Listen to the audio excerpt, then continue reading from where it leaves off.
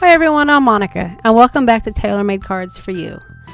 Today we're going to be creating this cute Thanksgiving card using a couple of stamp sets from Concord and 9th. And the stamp sets are called Sophisticated Script, Uppercase, and Lowercase. Now if you're on social media, you probably have seen a lot of these script sentiments coming out for the holidays.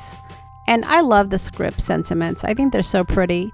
So I thought it would be a good idea to invest in these two stamp sets so I could create my own script set sentiments.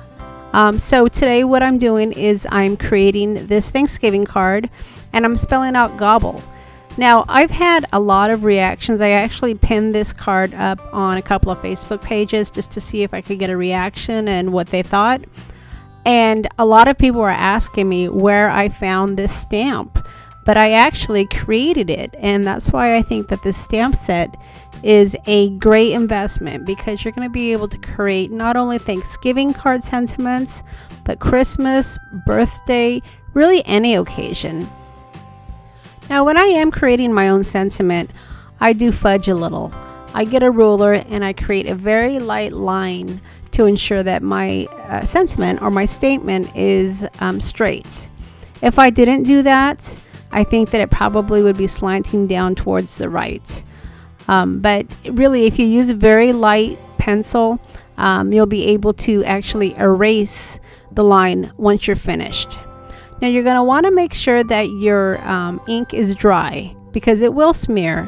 But if you use a ink such as Archival ink, which is what I used on this card here, as long as you give it a few minutes to dry, you'll be fine.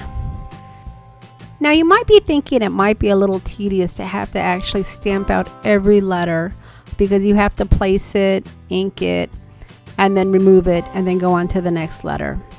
But if you're creating multiple cards, all you need to do is actually just stamp one letter at a time. So for instance, if you needed to make 5 cards, you would stamp your little letter G on all 5 of your cards first, and then you would remove it and then move on to the next letter.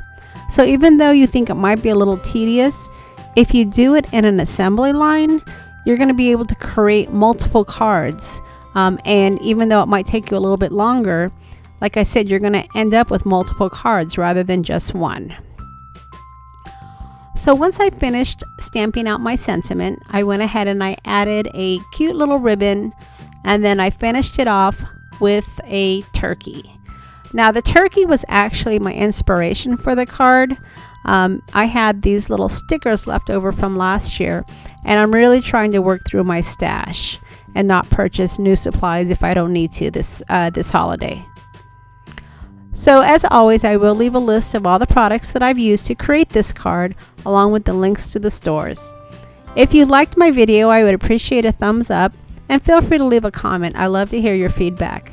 If you haven't subscribed to my channel yet, I would love to have you, and I appreciate you stopping by. We'll see you again next time.